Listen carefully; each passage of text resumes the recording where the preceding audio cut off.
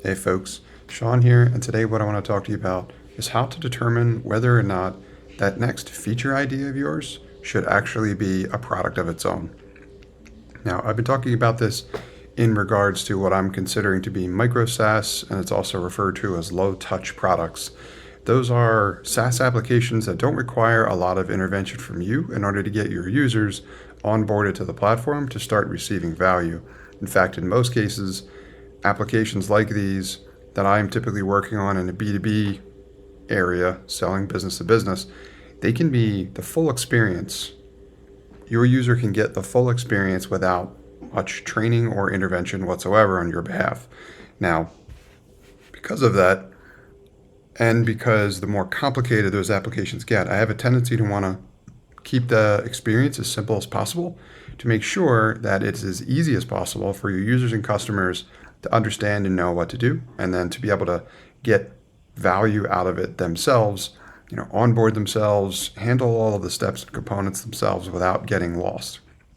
And the more complicated your product is, the harder it is going to be to do that. So now, when you're entertaining whether or not perhaps a new request or a new idea probably coming from you is something to extend based on the capability of your current application, or whether or not that should be a product of its own. And that's kind of where I'm at the moment. I've got my podcasting B2B SaaS application in a good spot at the moment, feature-wise, until I get a new wave of feedback. But I've got ways to potentially extend that capability, and I can add that on to the current product, or I could turn that into a new product of its own. And what I'm going to tell you is that the best way to determine that, as in what's got the best opportunity to generate the most value for you, is to better understand what the difference may look like in regard to your ICP and your target market. So your ideal customer profile and your target market, how much do they overlap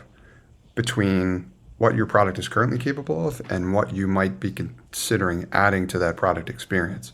And if there isn't enough overlap there, as in if they don't overlap almost one-to-one,